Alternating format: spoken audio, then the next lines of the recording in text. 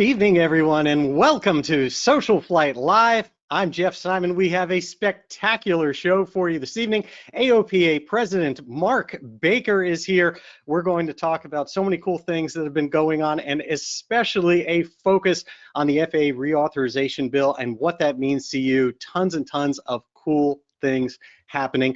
And I want to welcome everyone back, especially from Memorial Day weekend, where we celebrate those who served for our country. And hopefully many of you were able to celebrate the Memorial Day weekend by getting out there and flying. And that is so important. And I'll tell you, we've been watching the coolest events. I love going on. I always go on myself to see what's happening on SocialFlight.com. We have tens of thousands of events, destinations, so many cool things happening.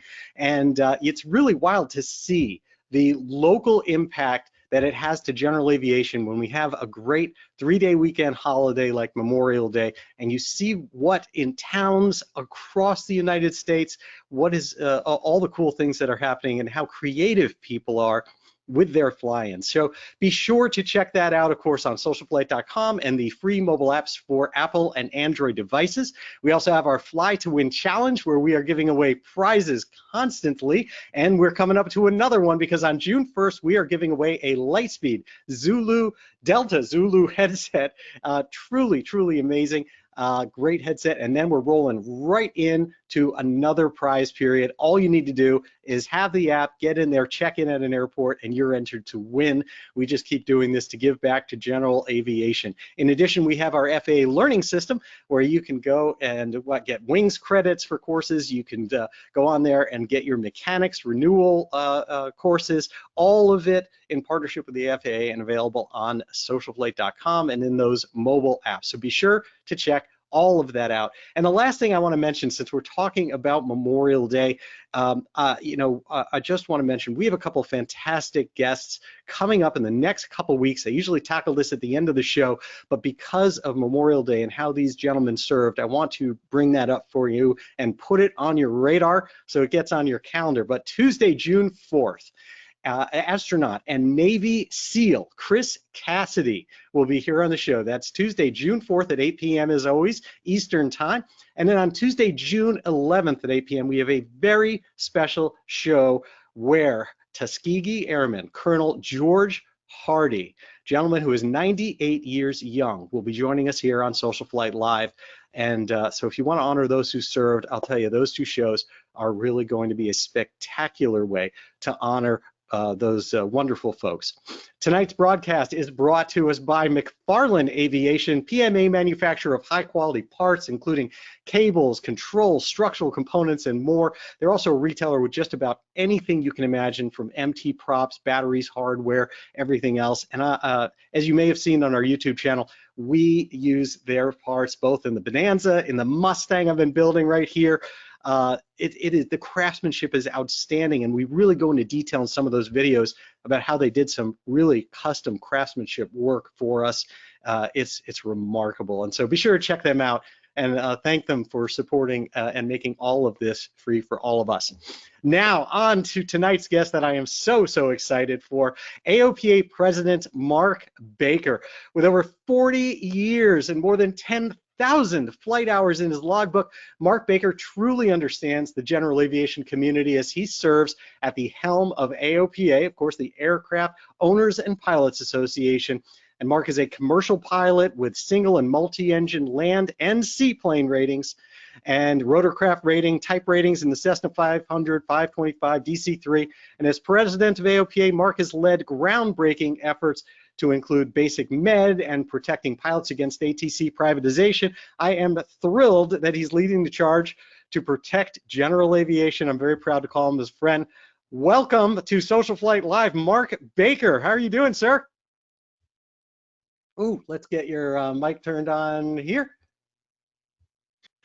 I am. Hey, good evening. How are you? There you go.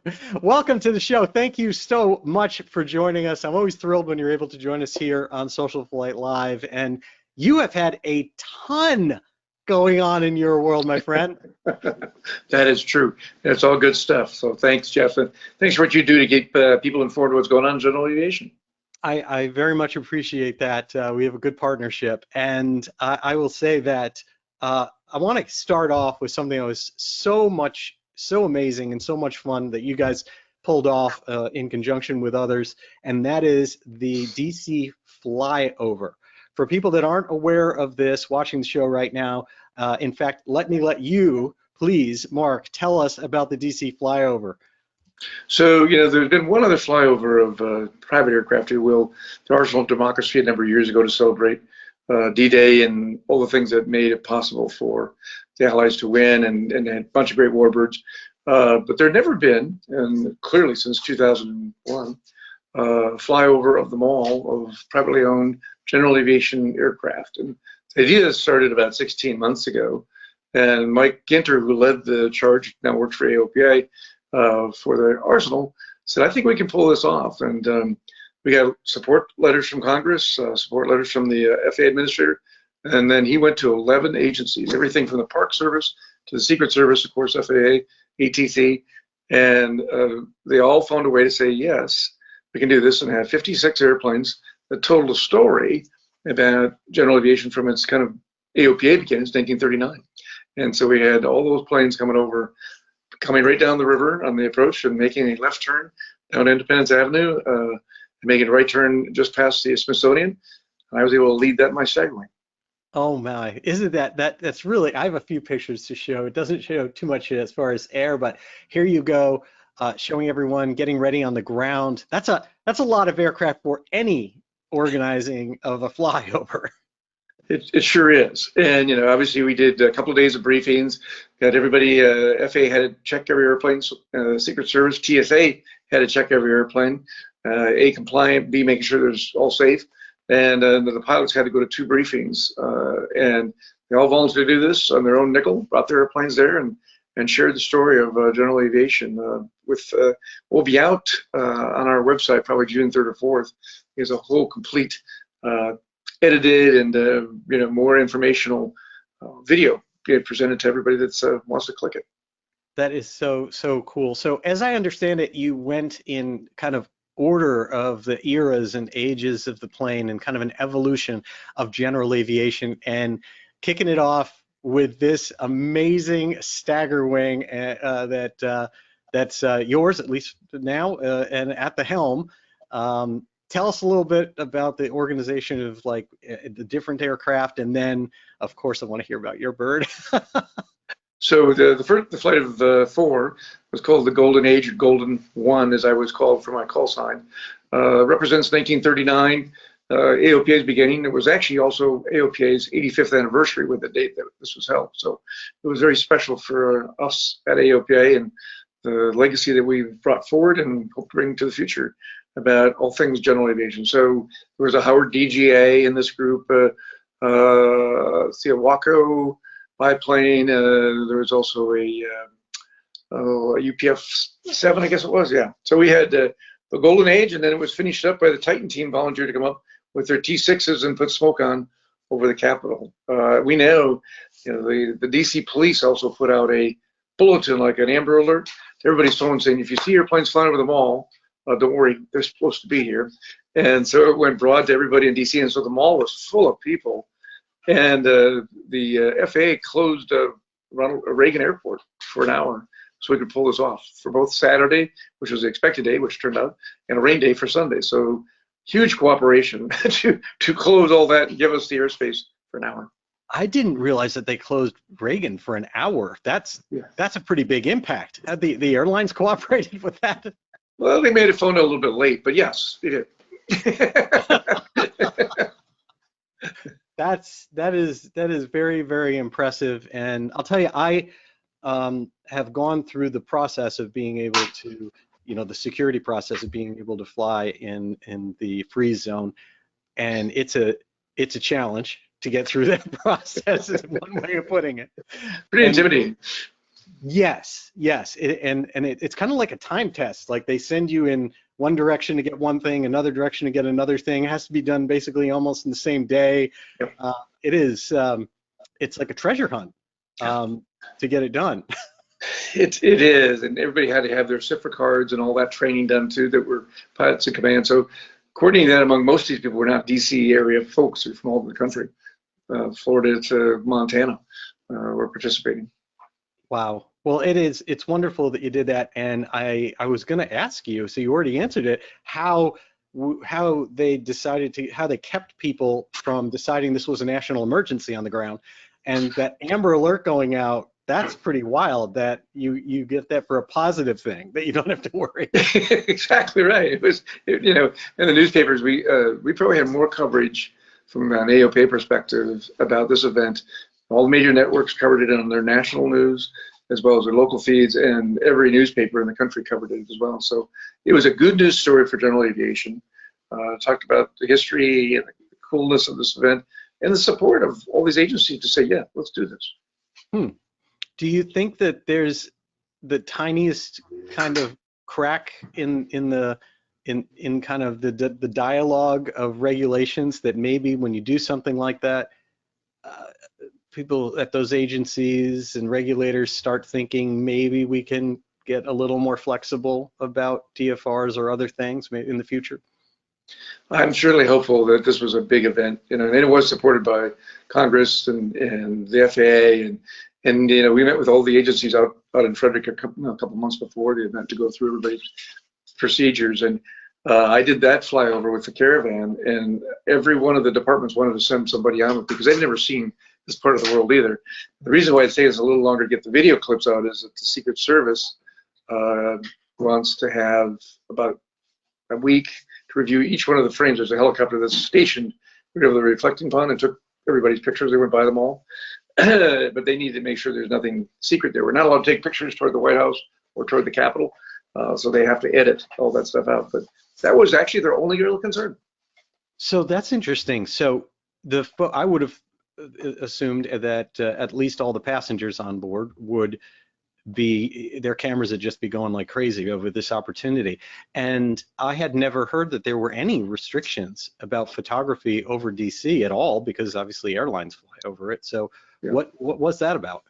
It's really just facing the White House and up that way. There are certain deterrents that are there that they don't want to have them recognized. And you can't do that from any other altitude other than real low level, like we were 1,000 feet over the ball. So that's why. The airliners don't even go into this protected area. This is really sacred space. So we complied, and they were very good to work with, I have to say. Each one of these agencies, they did a great job of supporting us and being honest and helpful and trying to find a way to say yes. Wow, that's fantastic. So speaking of saying yes, we're here because after a long process, and I can tell you Representative Sam Graves was here on the show a year ago. We talked about the process and how imminent we thought it was a year ago. So we're finally across the finish line on the FAA reauthorization bill. Before we get into the details, tell me a little bit about the process. What was it that, you know, how does this work, and how's the soup made for everybody out there? So, you know, it's a process that comes up every 5 years, a reauthorization of the objectives and the budgeting, if you will, for the FAA as an agency. And it starts with hearings a year at least before the kickoff of when the bill is due. And the House leads this because they have the kind of the job of putting it in front of the Senate Transportation Infrastructure Committee, which is chaired by Sam Graves and Rick Larson is co-chair. And they worked really well early on. We had town halls for the last 2 years. One of all the things that would be part of the General Aviation bill and named as a General Aviation bill for the first time in history, that were important to groups like AOPA and all the others.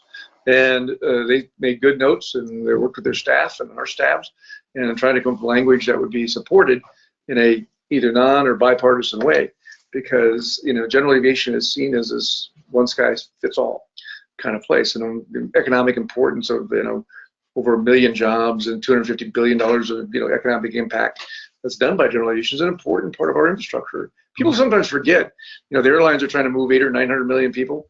Well, we lift darn close to 200 million people a year in General Aviation aircraft in these 5,000 public use airports. So they want to figure out how to not just support it, but how can we grow it?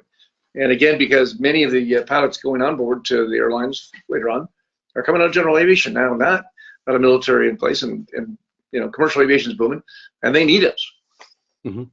Yeah, that makes a lot of sense. As you go through that process, obviously you're meeting with the the individual representatives, congressmen, senators, et cetera. But there's also obviously going to be people on different sides of different issues that are in there. How does that process work to try to, are you ever in the same room, or is it all two different people lobbying from two different sides trying to get something done? So when they do the hearings at the House, I'll be there representing general aviation owners and pilots, and then there'll be people from NATA in the room, which are the FBOs and things like that, or Gamma, the manufacturers, or all the others. And so we get to read our statement and get asked questions by the congressmen as we're trying to put their language together. And it's clear that we've met before, and in one case that we didn't get what I thought was important, which was a law that said fair and reasonable, put in the language for the House bill. It was attempted, and the disagreement on some of the larger FBOs was that they don't want a law, they don't need a law to do that, and they got enough support to turn it into a study, which was disappointing to me, but we're not, you may not win now, is always my answer. It's not now, but it might be later. So, we're going to still stay with it, and the study may, yield us some information that we can find useful in 3 or 4 years for the next reauthorization. Yeah, so we're getting closer in that one, but we'll talk about those in a minute. So, give me some basics. Like, what are some of the biggest things that have come through this FAA reauthorization bill? Let me go back a little bit to say that it jumps over to the Senate. That's where the real problem was on this. Oh, really? Okay. Yeah, the Senate was the one that asked for 3 or 4 delays because they couldn't get agreement about the number of commercial flights out of DC. They were trying to get age 67 for retirement for airline pilots. When I say there were a few special interest groups that really were pushing for it one way, and big battle on the other side of it. And that delay after delay after delay, and even some conversation around, should we really consider privatization, which we quickly put back in, put that back in the bag, get it, so they were trying to find ways that they could advance some of their thoughts. But fortunately, as our system is one of the most difficult in the world, but it's still better than all the others, the Senate signed off, went to the president's desk two Thursdays ago, and now is law. And the law, which is really good for us in general aviation, expresses that the FAA did not was not concerned about expanding basic med, because they saw the facts that we got over 80,000 folks that have participated in basic med at some level or another, and the safety facts are no different than they are on the third class medical. So thank you and all your audience for being safe with the basic med, because that was a 5-year look back that was required. So we're able to advance that law, and is now, the FAA's got, I think, nearly 180 days or something close to that to get this done and put in policy, is to increase the certificated weight from 6,000 pounds up to 12,500. Wow. Which, think about the airplanes that go into that, that's all the way up into almost CJ, citation jet category. But mostly the Pilatuses and the Kodiaks and the Caravans and good turbine aircraft that go up to that size. So it's a sizable increase, double in the weight that was allowed before. The number of passengers will go up from 5 to 6. Increases the number of seats, obviously, then up to 7 total seats. So some cases, if you have a Kodiak or a Caravan, you might have to either get a logbook entry to say, here's how many seats I'm using under this privilege. Might be an STC in the case of an older King Air, but all that stuff will happen over the next 180 days. So let's use that as an example so I can understand how this process goes, because we always worry about, or wonder, not worry, about where some of these numbers come from, whether they wind up arbitrary or something like that, like LSA did. How does 7 come up? That is the strangest number of passenger seats in an aircraft. Where does that come from? It was a negotiated compromise between 10 and staying at 5. So there you go. It's as scientific as that. And so who's on the other side of something like that? So the regulators always are looking at this from a risk perspective, and how many people do they consider risk, which I consider none, because it's again no different than the third class outcome. But that's what it comes down to. Mm-hmm. As a third class guy, you can fly as many passengers you want. Okay, but that's how stuff happens. And this is a ball that I think will advance continually for the next number of reauthorizations. So someday it'll be in the flight levels. Someday the number of passengers won't matter. I do think this is part of the building process. And I think if you have long views as an association to say, okay, take your half a loaf now, more later, is a healthier way to get things done than trying to get it all done at once. Oh, I totally agree. I think it makes a lot of sense. It's just curious to me about kind of how the process gets you the half loaf. And it's the one guy, I guess, or someone else who's in the room who's representing that somehow looks at this as safer to split the baby, or it makes them go home at night feeling better. And you wind up with something, like you said, 7, so that you weren't stuck at 5 and they didn't feel like they gave you the 10 that you wanted. Yeah. That's hilarious. No one's actually looking at it and saying, here, no one actually said, this is the justification for 7 versus 8. My view has always been, what will the airplane hold, safely? And again, most of the time we're limited by weight and balance anyway, or, yes. fuel, where we're going. So but I'm happy with it. We're there. Let's move on. I'm with you. Please take this the right way. I am not criticizing it. I think it's wonderful that we're getting that. I just think it's a little funny that it turns out to be an odd number of what the compromise was in the back of the plane, when that's not how they build most planes. But go for it. Hey, we'll take it. I guess. So anyway, the other thing that the FAA wanted out of it, which was fine with us, because I think this is important to your audience, is that the third class medical has a form called an 8500 form, which is your form you fill out for your medical before you go and see your AME. We copied that form word for word when we did the basic med. There is no zero difference. And then the same questions asked, and same questions will asked on the. They want to use that form just so they have it for their record. It's in the same order that way, and we were fine with that because it's an exact copy of it. So it'll be called the 8500 form. Again, it doesn't go to the FAA. You have to keep it for your own records. Right. Is there now? Obviously, this is something that's going to have to be clarified for a lot of people as it gets rolled out, because there will be concerns at its face value, because it is the 8500. Is there really no Trojan horse in this? Like, an 8500 form has the legal language in it. You sign this under the penalties of death and imprisonment and all this. Does it? If it's ever used in any way where you have to get it from you, is there really no difference between the fact it's going to go to an 8500 form and what the basic med form was? Yeah, I first off, before we agreed to this, we sent it to some of our docs that do both AME work and basic med work. Did they have any concerns about it? So we got input from a number of them, and they couldn't see any difference in their comfort level at all. And of course, it wasn't just us. A couple lawyers, so I'm sure one of them looked at the legal language on the 8500. There's still a couple issues around that from when what they've done and how they've done that with the VA and other places, but at the end of the day, you keep it in your records unless you have an issue. You just have to be able to show it when it's time. But other than that, you're the owner of that. And I just ask all folks on the basic med, make sure we're being honest with ourselves. If you have a change in health, go back and get a special insurance if you need to.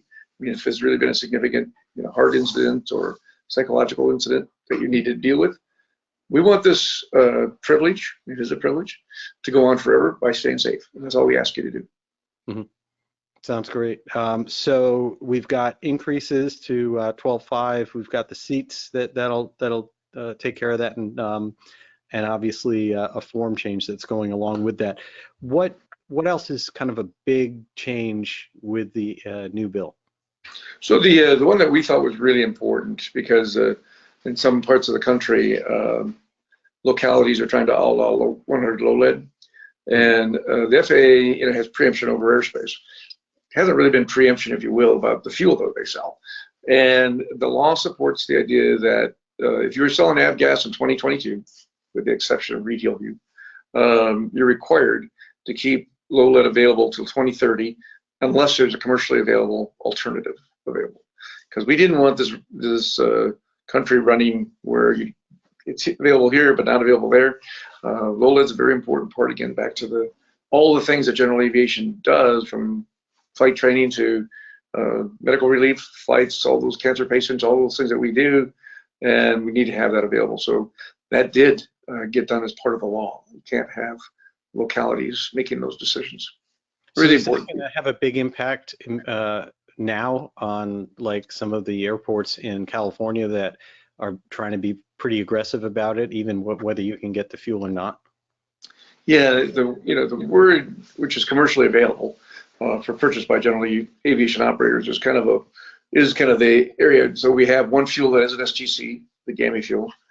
Swift may not be too far behind, and maybe VP Lyondell coming down the pike a little bit later, but they're not in market right now. So we choose to say you've got to make these distinctions to make sure you've got one of these two fuels available. You can't just eliminate low lead and see what happens. So if they want to try and work with one of the fuel sourcing providers, God bless. But you can't just walk away from low lead until you have alternatives. What are your thoughts about NADA's view on what commercially available really means right now for the GAMI fuel, even though it's not obviously available at not that I'm aware of, at many airports? So they have a view, and I'm not sure how broadly it's supported among their members or the fuel distributors, but they certainly would like to have ASTM, or commercially available to them means it's in the truck, going down the highway. And that distinction, I think, will probably get sorted out legally by others. I'm not sure we have a view, because ultimately the whole ecosystem has to work. You can have fuel in a vat somewhere, but until people start moving it one way or the other, either through the traditional distributors or other means, frankly, as you know, I've been flying that fuel at a Baron that we built up with 2 new engines and engine analyzers, and we've got 180 hours on it. It's an annual right now, and I've flown it dozens of hours with GAMI on the left side and avgas on the right side. I can't tell the difference. Yeah, I mean, George Brawley of GAMI has been here on the show. We've talked about it in depth, and I mean, it appears to be something that not only is good for the environment, but could be really, really good for engines in the future by eliminating lead and the contamination that goes with it. And a matter of fact, I just got back from a session that was done with Aeroshell, where they were literally saying, hey, let's look at this. If lead leaves this, then some of the people, not from Aeroshell, but in general, who are looking at the oil market are saying, this reopens doors for synthetics. This reopens doors for all sorts of stuff in the future. So it could end up having benefits that we're not necessarily even looking at right now. But at the end of the day, I think most people's worry is it's not here readily available at most airports that I'm aware of. And so everybody's watching that, and will it work for everybody? Will it be available for everybody? And no one wants to get shut down. I think that's the key. That was the key, and then part of the reason for this law is, wait a second here, we've got a lot of things to sort out. In the meantime, don't let some city administrator that doesn't understand the value of the airport shut down the low lead distribution until they have it available. Somebody will figure this out. We're in the role of trying to play mediator in some levels to try and represent our members that, hey, we're going to make sure we have fuel, so you can keep rebuilding your motors, keep buying airplanes, keep using them, because we're going to make sure we have fuel one way or the other. Yeah, that's great. That is very, very important. So let's kind of go down a few other things. So what else? So we've got certainly those two areas that we talked about. What else is big in reauthorization that's going to affect general aviation? So the airport improvement program, which has been really good, I mean, for our nation's airports generally, but an overwhelming percentage of that has always gone to the commercial 400 airports that have commercial air carrier service.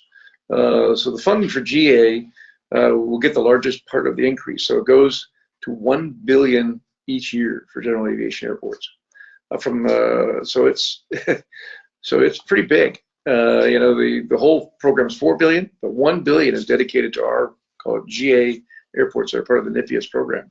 It's the biggest increase that's ever happened for GA. And again, smaller airports can roll over this amount and do it for 3 years and start their projects, so they'll have plenty of money. So these grants start this year. So very big deal. And this was something that I know that Sam and Rick were very proud of, to get in there to finally get some infrastructure going to our general aviation airports. And so this is going to be grant money for that's not going to get sucked up by the big commercial terminals, Right. terminal airports. This is going to go to local airports where we'll start seeing runways, taxiways. Can it be used for all sorts of things? I mean, will we start seeing a hangar crisis get better? What do you think? That, unfortunately, the hangar one was one that we wanted in there, and that got challenged by the airlines and others. They didn't want to support the idea of having the money for hangar space. Now, what it can do is, because there's so much more going to the state or these airports, the state could now take some of their money and maybe support some more hangar growth, or the locality, because they have so much more money supporting the airport. But the actual grant itself can be used for aprons, taxiways, additional ramp space, lighting, all the normal AIP funded things, but not hangars. Well, in theory, I guess if you're going to say apron, I'm just putting my own hat on. You're at least paving surfaces around where you're going to go and build a potential hangar. That's correct. That's what we can do that. I mean, that's a big part of the expense, right? Oh, I mean, yes. that's a huge part of it. So maybe they can't do the structure, but they can help you expand your apron and taxiways to Yes. do everything else. That's exactly what it's for. That'd be fantastic. And I think does it continue the same protections that have really helped all of general aviation airports, where accepting that money is what helps GA by protecting the airport, by accepting the money? That's right. You know, the access to these airports and the 20 million, I'm sorry, the 20-year that they get obligated for, each one of these grants resets the clock for another 20 years. So it's really nice to see that these airports take the money, and then when we get this challenge from time to time and place to place that says maybe we put up, you know, a dog park there, or low-income housing, or whatever the other alternatives are, mostly because it's real estate developers, they can't, you know, they have to pay that money back. They have to write a check for that, which nobody wants to do that. And these obligations going on year to year to year add up to a big tail, which is exactly how we want to do that, to make these airports important. You know, and also part of this language fee was to make sure that the, you know, they can't just go ahead and close these airports that are grant obligated if it'll impair aeronautical purpose and the reason why the airport was there in the first place. Even if they let these things run down to the bottom, it's now a federal law that they can't just go ahead and willy-nilly close these airports if they're aeronautically purposeful. There are probably 100-some airports in this country that are in the middle of nowhere that don't even have a based airplane that probably are not going to be part of this process. You know, and you know, God bless her. I hate to give up one, but if they don't have a purpose and there's no based airplanes there, it's harder to protect them. Right, right. But it seems to me, I mean, I'm based in Massachusetts. I can say that we have lost so many airports during my flight decades of flying. It's been really terrible to see what it's come down to. And of the ones that have been saved, many times it's a battle that they get saved because they accepted money, and that ended up being the trap. That's saved. And now it's a bigger trap. Yes, a bigger trap, more money in that trap, and in addition, so you're saying separate from that, there's also legislation that makes it harder, even if they're not done that, to close a very functional airport that serves the population. That's right. That's great. That is exceptionally good. So that's cool. Let me ask you a quick question. Does AOPA have a position? You mentioned at the very beginning on the airline retirement age thing. That got a lot of attention. It sure did get a lot of attention, and we have members on both sides of the issue, like the unions do and the pilots unions do. You know, we stand back from it and say we don't think age, from a general aviation, private aviation point of view, or even non-airline commercial flying, age is not the issue. That from a responsibility and safety, we don't see that as a correlation at all. So we don't want that to be anything that we support in terms of a number, because I fly regularly with some 80-year-old folks and some high 70-year-old folks. I've flown with 90-year-olds, and I actually flew with General McGee, who was one of the Tuskegee guys, on his 100th birthday in 2019. So he flew just great. All he wanted to know was the airspeeds at 100. So I'm in the camp of, as long as you're staying safe, you're staying cognitive, flying more, age can be a limit. Now, in a crew of 2 airplanes, you know, the chances of both going tapioca at the same time, pretty low. It is, and you're right. I mean, that's a big deal because if something gets done at the commercial level, it sets a perception and it kind of validates things that eventually will affect the rest of us. Well, if it's not safe for this, why is it safe for the little guy? So that's good. I'm glad to see that that's something that's happening at that level. Is when you talk about age, one of the things that kind of automatically comes up, and I'm not sure if it has anything that's in the reauthorization bill, but ultimately, obviously, as you're aware, we have a challenge going on with age that has to do with insurance and what people are facing that way. The aircraft themselves were saved, and the manufacturers of aircraft were saved by legislation that affected liability, affected insurance for those folks. Is there any possibility that you think our GA owner and operator insurance can somehow be rescued a little bit, especially age-related, from a legislative perspective? So no, not from a legislative perspective. And let me tell you why. There's only 10 or 11 states that require insurance, so it doesn't rise to the federal level. There's only that many states that actually require it at a state level for insurance. That's where insurance is mandated at a state level. So we've moved our efforts is really working with the underwriters, and 2, maybe 3 brand new underwriters coming to the market here very soon that want to know more about the market. They've now seen that these underwriters, which have lost money maybe in the past, but are making really good money again, and new entrants coming to the market, we think are going to be positive. We described to them the real challenge, which we don't see, is a correlation in terms of fatal accidents or accidents of significance with age. We've got every accident report out there. It comes through the McFarlane report now, and there is no correlation on age at all. And so as we're educating these new underwriters, we think that new competition will help the market. And even in some cases, coming up with a liability-only policy that people need for their hangar use, or certain airports where they require to have some type of liability coverage. Because we do understand, and I get this, the gear up cost of repairing a Bonanza or Mooney is well into the 6 figures when you have to take the engines down and things like that. So the cost of parts that we've seen in this country have gone up a lot. The cost of the labor to repair them up a lot. But we've also had the lowest fatal accident rate we've ever had. So there's got to be a little help here, gang. And I think competition is good, and I think in the next couple of months you're going to see some announcements around that. That would be great. I mean, the more players, the better. I'd much rather get into an environment where insurance isn't driving anyone out of general aviation. Another area that I'm curious about what kind of progress has been made or could be made in the future. When Representative Graves was here, when Sam was on the show, we talked a fair amount about the pressures that are on designees right now. And for those watching, when we talk about designees, we're talking about designated pilot examiners, mechanic examiners, aviation medical examiners. I mean, basically all the folks that are essentially privatized way that get all of us our licenses, our tickets, and everything that makes our system work. And right now, it's really strained, and we need to figure out something to make that better. Talk to me a little bit about what your thoughts are there. So let me give you a little sizing. In 1980, we had 50,000 brand new PPLs granted, the highest number ever. We had about 1,500 DPEs, and they were busy then.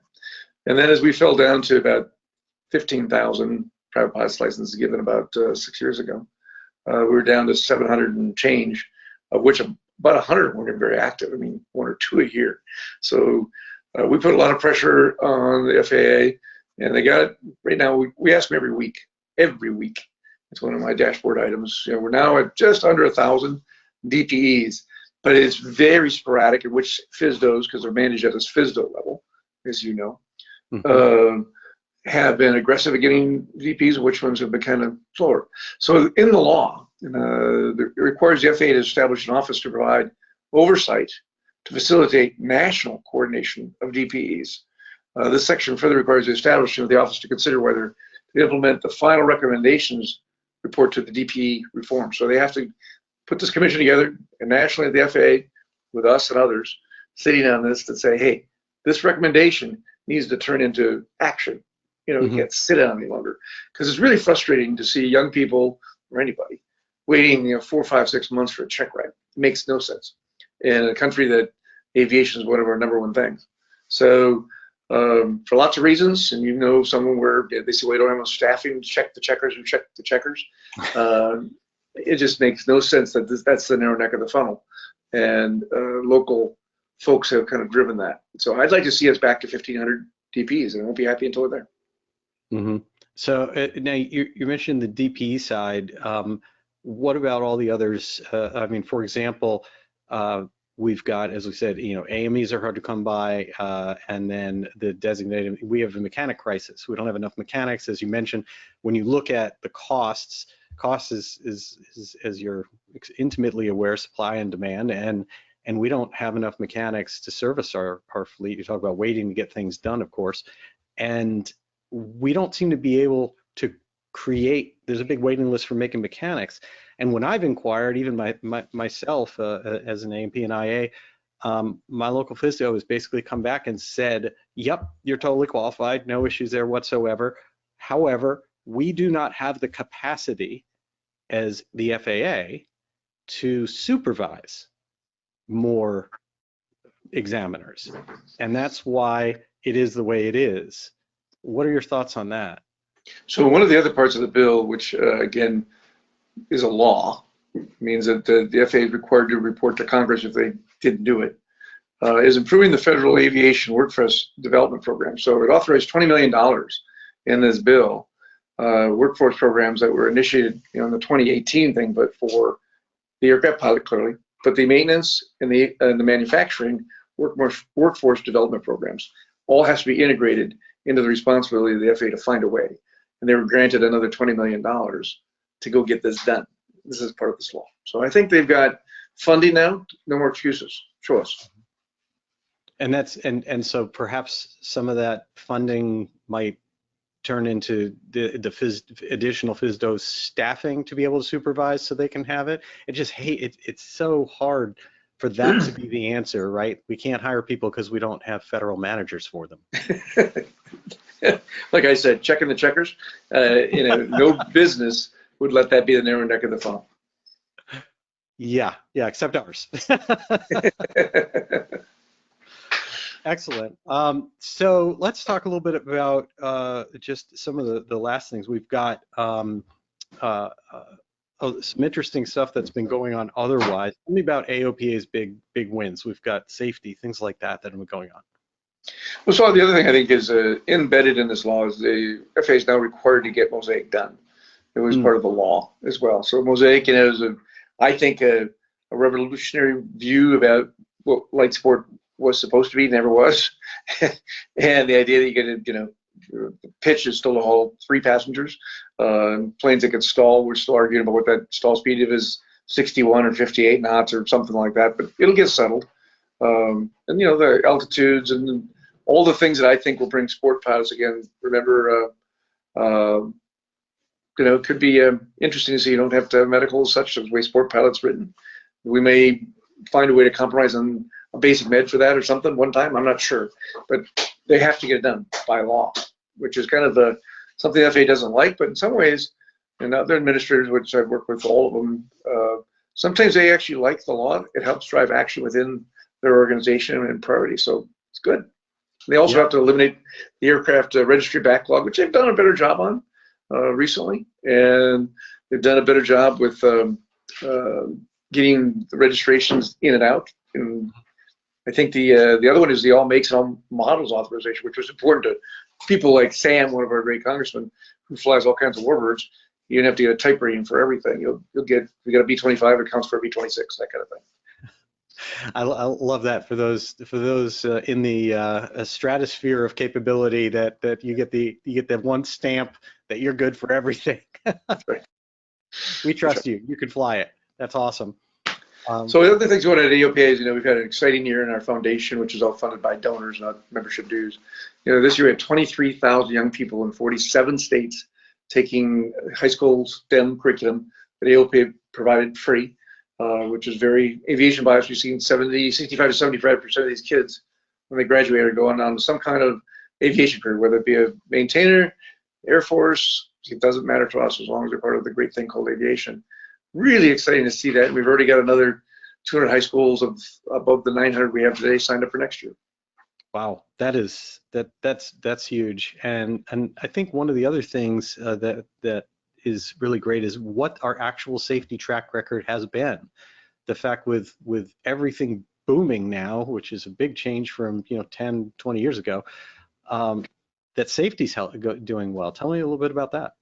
So, in 2019, the year before the pandemic, around 18, 19 million flight hours in general aviation is recognized by the survey, and fuel usage. And today, last year was 26 million flight hours. The last 3 years have been the safest in general aviation's history. Unfortunately, it's 300 people, but just 15, 20 years ago, it was nearly 1,000 people a year, unfortunately, dying in plane accidents. The people that tuning here tonight know that we've become safer. We have better equipment today, but people's consciousness is better. We thought with all this more, 5 million more, 6 million more flight hours, there's always more risk, but it's gone the other way. And I thank everybody for paying attention and having more situational awareness, more safety in their mind, and it's really a great outcome. And if we continue on the trend for this year through the federal year in October, it'll be the safest year ever on the planet. That's amazing. I mean, when you look at the influx that we've had, as you mentioned, of pilots and people buying aircraft, so much going on. And it seems to me that historically, when we've looked at things a long time ago, and those booms have happened, that safety has always suffered because you had new people rushing in, and to not be in that situation is truly remarkable. Yeah, I think everybody and the manufacturers, frankly, the ADS-B, which we had some people fought against it, but situational awareness with weather is better today than it's ever been in the cockpit. Lower cost autopilots are more available. There's more STCs for better, guidance systems in our aircraft. And frankly, that matched with the pilots that are tuning into our safety messaging and 12 million views last year. People are paying attention. More to fix, more to be done, but I mean, extraordinary from where we were just 10 years ago. Yeah, it's I spend a lot of my time with avionics and in that world and with the manufacturers, and it is truly remarkable and humbling to see how some of those technologies, whether it be synthetic vision, ADS-B, as you mentioned, what it brings for weather and traffic in the cockpit, how it's actually come true, that the ideas that we thought could happen to increase flight safety have actually happened. That's right. That's pretty incredible, because at the beginning of my time 11 years ago, when the ADS mandate was out there, and one of the early wins we had at AOPA was to not have just the $6,000 alternative plus the installation, but others got STCs and started putting this stuff on for under $2,000. And the adoption has been really good. I think there's still more people that should be using it, but it has been adopted, used, and it performs as advertised. Yeah, that is really, really important. I know that the other thing is, of course, AOPA spends a lot of time being vigilant, not just trying to create opportunities, but also trying to fight back against things that are a risk to all of us. Some of that you mentioned earlier, but ADS-B is part of that because we are all worry that there's benefits to surveillance and there's risks to surveillance, and we know, and from people who have come on the show, that the FAA has the data at this point to know any violation that's actually taking place that can be tracked on ADS-B. The question is, have they stayed true to not using that data against us as in the initiation of issues and things like that? Can you tell me a little bit about that? So as you know, we have the pilot legal services, so we would have pretty good antennas up if they decided to go the other direction. One of the things I'm kind of proud of is the relationships I've had with all the FAA administrators that I've worked with and all of them, and we'll have Whitaker later this year on film saying no, it'll never be used for enforcement action as a primary source, and they haven't. In the 10 years, there's not been one case, and we would know about it, that has been pursued on that basis. And every one of the FAA administrators says, we want adoption, we want safety, And for that, we're not, going to use this in that regard. There has been a couple of attempts, but they went nowhere. Well, I thank you guys for being vigilant about that. And for those watching, what we're really talking about in terms of like initiation of something is how in the past, if there was a mistake having to do with like, let's say controlled airspace, you talk to you're dealing with the tower. And of course, there's always that magic of, do I need to do anything or are we okay? It's the decision of the air traffic controller. If it was an honest little mistake, something small happened, and they're fine with it. They're not going to write something up. But the risk with ADS-B, and from the folks that have been on the show from the FAA, is that tower or that ATC facility. But the FAA as a whole does get a report saying that that's exactly what happened. And so that's not going to kick off an investigation that has nothing to do with the controlling authority that you were talking to. That's correct. That would be great. Yeah, but it is going to be whoever my successor is, it's going to be vigilant to make sure that they don't ever go down that path, because we have to remind people from time to time why we got there. Yes, yeah. Once everybody has adoption, we got to, there's a little motivation that gets lost on Exactly. Yeah. One other topic I just want to touch on when we're talking about ADS-B is your advocacy for our neighbors to the north in Canada here for a couple of reasons. You live in or spend part of your time living in a northern state. I do love the ability of being able to go into Canada, and there's a couple of things that concern us as Americans. One is recognition of basic med, so we can get in there for those people on basic med, and another is ADS-B, because they in Canada, even though we've adopted it here, have been pushing for diversity, meaning you have to have an antenna also on the top of the aircraft, and the technology behind it and the avionics behind it to handle both a bottom-facing ADS-B system like almost everyone has, and a diversity-enabled system which most Americans do not have. Can you tell me about what AOPA is doing and what your thoughts are in that? So both from the basic med first is, we have petitioned as a bilateral agreement every year since we've had basic med, and never got a response from Transport Canada on that ever, not even a response. And we tried to use COPE up there, we just cannot seem to get them motivated to accept it. Now, in the last letter that I sent, tourist dollars over this, I think. Well, the last letter might get some reaction, because I reminded him that our FAA administrator uses basic med and he couldn't fly to Canada. So maybe they'll get a little help out of that. And then finally, we've been using ICAO, a 7-year process to get it as an international accepted standard, which Canada usually goes along with those. So it's been slower than. To clarify, Canada will go along with ICAO if the entire international community accepts basic med and recognizes it, then Canada will likely go along, which then means that for the entire international community, as I understand it, countries like holdouts like Malaysia need to go along. As we know, 70% of all general aviation happens in North America. So come on, guys. They have what, 9 airplanes? Something like that. Yeah, for those watching, that's a real thing. They are truly objecting to it, and they truly have a tiny number of aircraft. Yeah. I'm telling you. You can't write this stuff. Just when you think you're as frustrated as you can be with our U.S. Congress, go to ICAO and sit in that room. 132 countries. Yep. Yes. Okay. So then diversity, which is a big concern, I would imagine, for transit aircraft. So we've been pushing back hard on GA aircraft. They've got now everybody in the flight levels has got to have a diverse antenna this year, but we don't have equipment. We don't have ways to do it. And in many cases, it just isn't going to work. And so far, they've been delaying it year by year by year, but they keep pushing back on it and want us to convert. And then every time we get to the kind of the deadline, they push it back some more. So we're not going to give up on pushing it back, because otherwise they really are going to lose significant tourism and business activity like GA. And we don't see the correlation why it's required either. I understand they'd like to have ADS-B, but you got it for the big guys. God bless. Right. That makes sense. Is there any kind of a push retroactively back into the U.S. for diversity, for a space, and again, for everybody watching, not the reason antenna on top is they want to use a satellite-based, a space-based ADS-B system.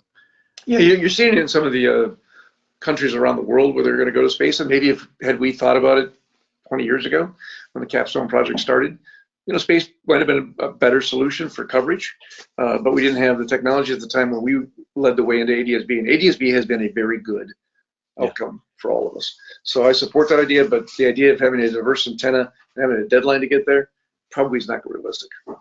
Okay, so we don't have to worry about that here in the U.S. No, clearly not here. Not imminently. Good, good. Well, there's always rumor mills going around about everything, so good to knock some of those down. So last thing here, you mentioned it just briefly, and you are going to be passing the torch at AOPA, and I, for one, am going to miss you. Tell me a little bit about that. So, this summer it'll be 11 years that I've spent at AOPA. When I came, I thought I'd spend 3, 4, 5, and kind of do the thing. I loved the job, loved the role. Felt like we had a lot to do. There's still a lot to be done. But 66 heading for 67. It's getting time to say that it's been wonderful for me, and the staff is fantastic, devoted to outcomes for our members. But I'd like to see somebody that's ready to charge forward, and if it takes another 6 to 8 months to find somebody, the board has just really started the review process and interviewing process, and with boards and busy people in the world, it takes a long time to get settled down on whom that might be. But they're actively starting, so we're working on it, and but no rush, and I'll be here until we find the right person.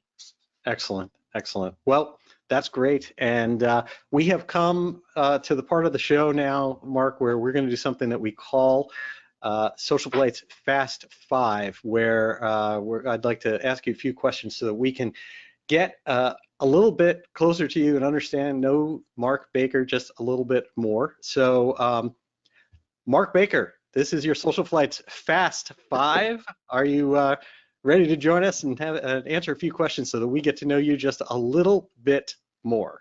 Okay, game on. All right, so first question for you. You, of all the people that I know, have flown and owned more aircraft than I can imagine. Is there one that really just touches your heart somehow that you'd like to tell us about? So, my 1953 Super Cub, which I bought from the guy who bought it new 30-some years ago, 34 years ago. It had 300 total time on it, and it's now got 2,500 on it. I've just ordered the second engine for it after I did the restoration 25 years ago. And so I've been to the Hudson Bay, the bottom of Mexico, Florida Keys, all over the Pacific Northwest, everywhere in the mountains. Maine. I've been, I think, to every state in the union with my Super Cub, other than Hawaii.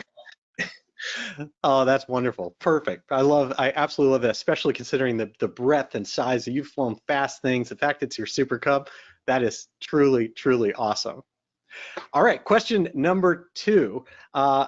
In your long flying history and experience, is there some type of a moment that was something you learned a ton from, perhaps something that scared you a little bit or put you into a situation, but something you look back and say, you're as you guys would say, I learned I learned from that?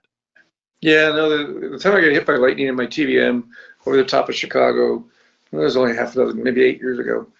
I kept trying to get ATC's acknowledgement that I was going to make a heading change because I needed to move around weather, but so was everybody else on the channel. And I waited too long, and I got hit by lightning and shook pretty hard and pretty significant turbulence. And I should have just said, I'm going left 50 degrees because I was trying to do it the right way, because I know it's a busy airspace. But when you got to make those decisions, make them and take the responsibility. You're in charge. That's a really fascinating answer, because I will say that one of the things that comes up a lot is people's ability to feel empowered as the pilot in command to do what they need to do regardless of ATC if it has to do with safety. That's right. That's a great answer. I absolutely love that. Okay, question number 3. If you had the opportunity to go back to some moment of experience that you had, not to change anything, just something that you look back at this wonderful memory and get to go right back into the seat for 15 minutes or something, re-experience some great thing from your past, where would you put yourself? Boy, there's so many wonderful spots. But I'll take it real quick. I love landing on the water. And landing on the water with, whether it's a Super Cub, Caravan. I fly an albatross from time to time. Seeing the water shimmer and you just kiss that water into the wind, it is just a feeling of, because you're by yourself. You're not landing in 1-3. You're landing where you think is the best spot on that body of water, and I never get tired of that. That's wonderful. All right, question number 4. If you were able to go back and give some advice to your younger self from your teens or 20s, and go back there and say a couple of things, what is it that you can think of that you'd wish you knew from the future Mark Baker? Well, make as much money as you can, because it costs money to fly, for sure. But I think I went back and coach young people today on that. Is, what? Be as curious as you can possibly be, from the safety side, from learning about engines, from learning about the components, learning about the avionics, because there's more in those boxes than you're using. And I wish I would have done more curiosity early on. Fantastic. And our last question, question number 5. If you could choose anyone, alive, dead, someone you've met, never met, anyone in history, to go and spend an evening, get a drink, dinner, something like that with, who would that be? I just finished this book that I love. Myra Slovak. I don't know if you've ever heard the name. He was a guy that got caught up in the Russia and Ukraine and escaped with a DC-3. Came to the U.S., learned how to be an ag pilot, ultimately a pilot for Continental, I believe. Raced planes at Reno, raced boats, hydrosport, wide open. Flew a motor glider from Europe to the U.S. I was just amazed by his tenacity when I finished that book. It's an awesome book. Wow. So that is I'm going to go look that one up now. So for everyone, can you tell us again? Myra, M-I-R-A, Slovak, S-L-O-V-A-K, and same author that wrote about Bill Boeing Sr., which is also a great book. But those guys did something really cool. And I have one more I'd put in there. A man named Gyro, the guy, Sperry. He also is the notoriety for inventing the Mile High Club, but that's a whole other story within his book. And Sperry was a very young man, unfortunately, when he passed, but he invented so many things. Those kind of people, special. That's fantastic. Wonderful. Well, Mark Baker, thank you so much for taking time to join us here on SocialFlight Live. Thank you for everything you've done over your tenure at AOPA, and you'll certainly be missed, and I hope that your tradition will be carried on, and I appreciate you joining us here tonight on SocialFlight Live, and I hope you'll come back in the future and tell us what's going on for Mark Baker after AOPA. Anytime you call, Jeff, I'm available. You got it. Thank you so much, and have a wonderful evening, Mark. You too. Good night.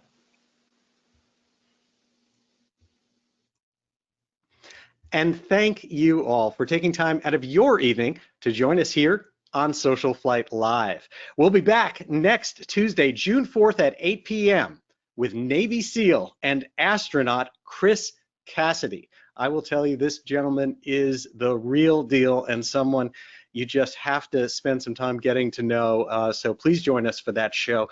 And then the week after that, on Tuesday, June 11th, again at 8 p.m. Eastern Time, Tuskegee Airman Colonel George Hardy will be here. I've spent some time with him. I can tell you it is not to be missed. He's 98 years young, and his contributions to our country are legendary and really something if you want to spend some time getting to know that wonderful gentleman. Until next time, again, thank you for everything that you do for General Aviation, and I wish you all blue skies.